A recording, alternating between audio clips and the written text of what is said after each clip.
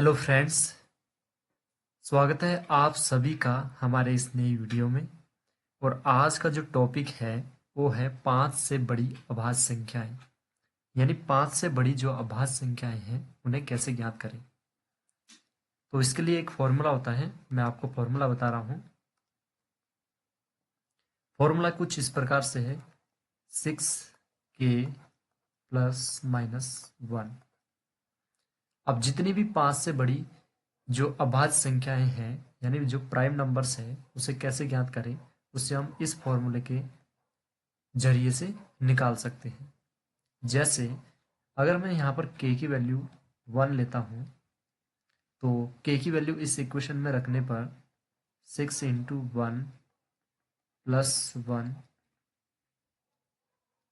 Equal to 6 plus 1 कितना हो जाएगा 7।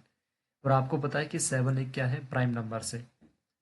ऐसे 6 into 1 minus 1 equal to 6 minus 1 equal to 5। और आपको ये भी पता है कि ये भी एक प्राइम नंबर है।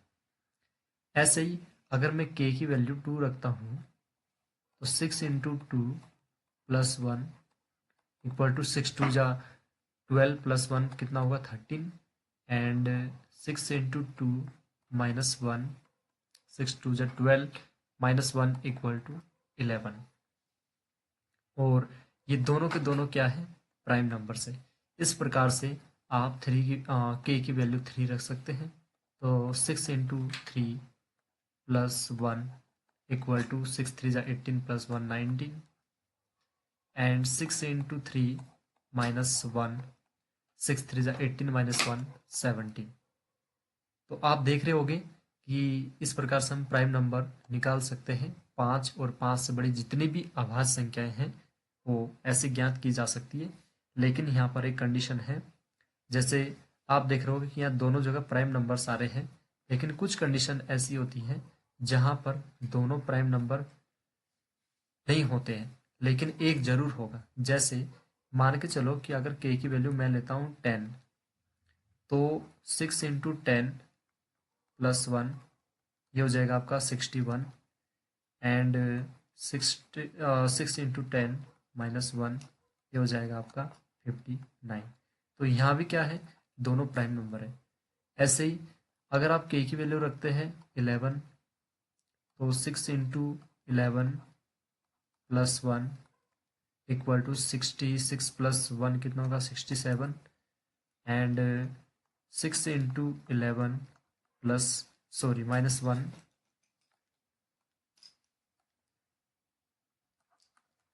ये आपका हो जाएगा 65।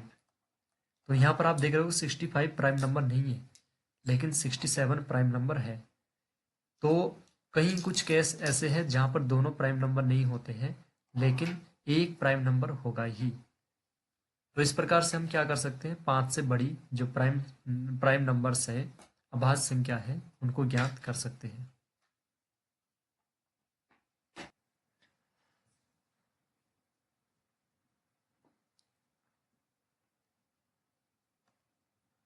तो अब हम बात करेंगे आवर्ती संख्या यानी रिपीटिंग और रिकरिंग नंबर।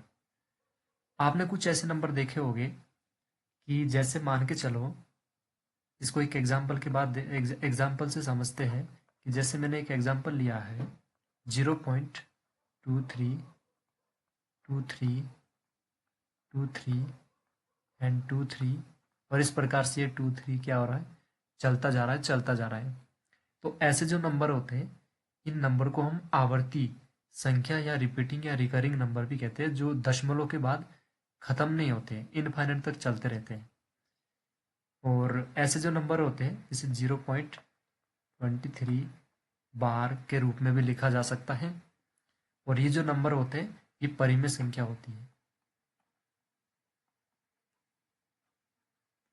ऐसे जो नंबर होते हैं वो सारे के सारे रेशनल नंबर होते हैं यानी परिमेय संख्या होते हैं। इन्हें पी अपन क्यू के रूप में व्यक्त किया जा सकता है। ऐसे ही एक एग्जाम्पल है, दूसरा है जैसे 5.1429। और फिर इसके बाद ये नंबर रिपीट होता है 1432 2 9 और 1 4 3 2 9 और इस प्रकार से ये नंबर क्या होता है, चलता रहता है। तो इसको हम क्या लिख सकते हैं, 5.14329 बार। तो ये जो नंबर है ये आवर्ती संख्या यानी रिपीटिंग या रिकरिंग नंबर कहलाते हैं। क्योंकि अब हम बात करेंगे साइक्लिक नंबर, यानी वे संख्याएं होती हैं जिसे जब 1 2 3 4 इत्यादि संख्या से गुणा या मल्टीप्लाई किया जाए तो उसके जो अंक का जो क्रम होता है वो बदल जाता है, लेकिन जो अंक होते हैं वो वही रहते हैं। कैसे, आइए एक एग्जांपल से समझते हैं। जैसे मान के चलो कि मेरे पास एक नंबर है 1,42,857। ये जो संख्या है, यदि मैं इस संख्या को 1 से मल्टीप्लाई करता हूँ तो मेरे पास जो नंबर है, मेरे पास जो प्रोडक्ट आता है वो है 142,857। यानी ये प्रोडक्ट आएगा। जब आप 1 से मल्टीप्लाई करोगे तो प्रोडक्ट तो आपका वही आएगा ना। इसके बाद यदि मैं इसी नंबर को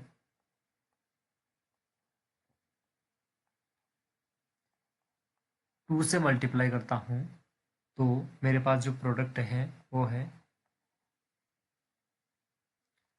2,85,714। तो यहाँ पर आप एक बात नोटिस कर रहे होंगे कि यहाँ पर जो डिजिट है, जो अंक है 142,857, जो प्रोडक्ट है उसमें भी वही अंक है। 2 भी है, 8 भी है, 5 भी है, 7 भी है, 1 भी है, 4 भी है, लेकिन उनका जो क्रम है वो बदल चुका है। इसी प्रकार से यदि मैं इसी नंबर को 3 से मल्टीप्लाई करता हूँ तो भी इन्हीं नंबर को, इन्हीं नंबर्स का क्रम बदलकर आंसर आएगा। जैसे 4,28,571। और इस प्रकार से यदि आप इसी नंबर को 4 से, 5 से, 6 से मल्टीप्लाई करते जाओगे तो इन्हीं नंबरों का जो क्रम है बदलकर आंसर आता है। आप इसे 1/7 से भी याद रख सकते हैं, क्योंकि 1/7 का जो डेसिमल है वो क्या होता है, 0.142,857 ये होता है। तो आप इस नंबर को इससे भी याद रख सकते हैं क्योंकि ये एक साइक्लिक नंबर है। दूसरा जो साइक्लिक नंबर है वो 1/17 का रूप होता है, बहुत बड़ा है। इसे आप 0.0888235294117647 इस प्रकार से बहुत बड़ा नंबर होता है। लेकिन आपको पता होना चाहिए कि ये साइक्लिक नंबर होते हैं। ऐसे जो नंबर है साइक्लिक नंबर कहलाते हैं।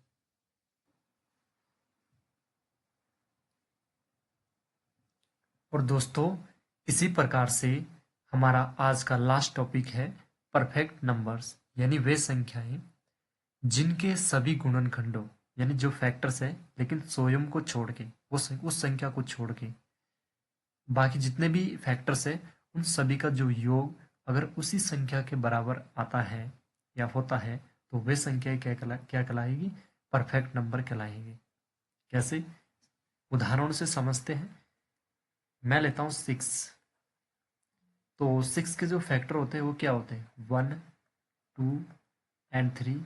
6 भी होता है लेकिन खुद को छोड़ के, क्योंकि यहाँ पर मैंने मेंशन भी किया है स्वयं को छोड़ के, तो 6 को छोड़ देगी। तो अगर मैं इनके सारे फैक्टर, खुद को छोड़ के सारे फैक्टर ऐड करता हूँ 1 + 2 + 3, तो इसका जो योग है, इसका जो सम है वो कितना है, 6। मतलब ये एक परफेक्ट नंबर है। ऐसे ही दूसरा एक उदाहरण लेता हूँ।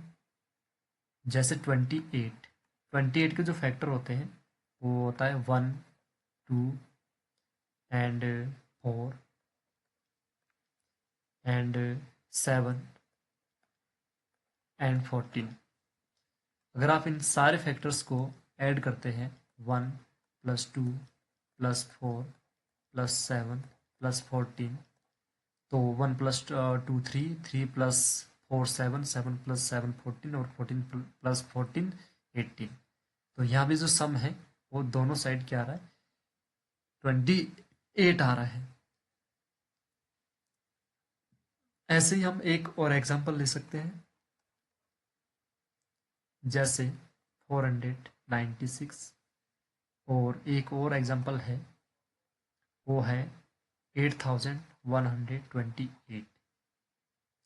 तो ये जो संख्याएं हैं, ये सारी की सारी संख्या क्या है, परफेक्ट नंबर है। और साथ के साथ मैं एक विशेष बात बता देता हूँ, आप नोट में नोट कर सकते हैं, अपने नोट्स में इसे नोट कर सकते हैं कि जितने भी परफेक्ट नंबर होते हैं, जो परफेक्ट नंबर होते हैं जितने भी हैं, उन सभी के जो फैक्टर्स हैं, जैसे 6 का फैक्टर 1 2 3 है, और 28 का फैक्टर 1 2 4 7 14 है। यदि आप इनके भी फैक्टर निकालोगे तो उन सभी के फैक्टर में 2 शामिल होता है। जितने भी परफेक्ट नंबर होते हैं उन सभी के फैक्टर्स में 2 हमेशा शामिल होगा। तो आई होप आपको ये वीडियो अच्छी लगी होगी। दोस्तों, अपने दोस्तों के साथ भी इसे शेयर करें और इसे सपोर्ट करें, सब्सक्राइब करो एंड लाइक करो, शेयर करो। ये वीडियो खासकर उन विद्यार्थियों के लिए है जो विद्यार्थी बड़े बड़े कोचिंग सेंटरों में महंगी महंगी फीस को पे नहीं कर पाते हैं। दोस्तों, हमारा मकसद है इसे बिल्कुल फ्री बनाना और बेहतर से बेहतर बनाना।